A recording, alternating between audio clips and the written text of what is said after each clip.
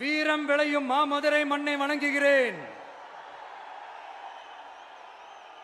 இந்த மதுரைனாலே உடனே ஞாபகத்துக்கு வரது சீறி பாஞ்சி துள்ளி குதிக்கிற யாருக்கும் அடங்காத காளைகள் விளையாடுற அலங்காநல்லூர் ஜல்லிக்கட்டு தான்.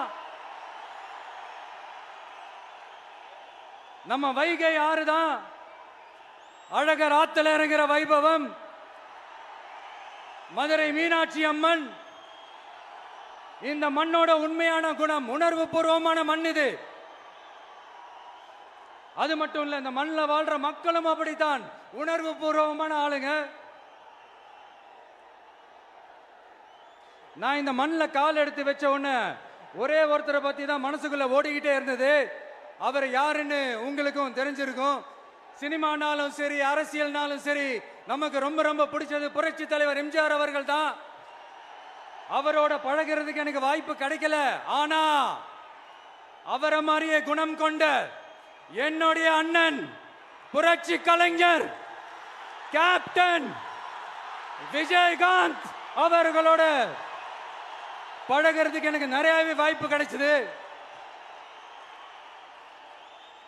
அவரும் இந்த மதுரை மண்ணை சேர்ந்தவர் தானே, அவரை மறக்க முடியுமா? தமிழ்நாட்டு மக்கள் உணர்வுபூர்வமா உண்மையா நம்ம பக்கத்திலே நிக்கிறவங்க, அதுக்கு ஒரு மிகப்பெரிய அடையாளம் தான் இந்த மதுரை மண். நம்ம தமிழக வெற்றி கழகம் கையில் எடுத்திருக்கிற அரசியலும் அப்படித்தான்.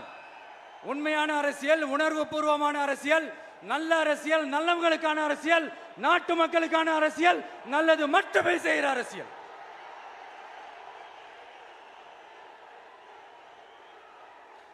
இதோ நம்மளுடைய இந்த 2வது மாநில மாநாடு வாகை சூடும் வரலாறு திரும்புகிறது. அப்படி இந்த மாநாட்டுக்கு பேர் வச்சிருக்கிறோம். 1967லயும் 1977லயும் நம்ம தமிழக அரசியல் ஒரு மிகப்பெரிய ஆட்சி அதிகார மாற்றங்கள் ஒண்ணு நடந்துச்சு இல்லையா? அதே மாதிரிதான் அடுத்த வருஷம் 2026ல அப்படி ஒரு வரலாறு திரும்ப போகுதுன்னு உறுதியா சொல்றதுக்கான மாநாடு தான் நம்மளோட இந்த 2வது மாநில மாநாடு.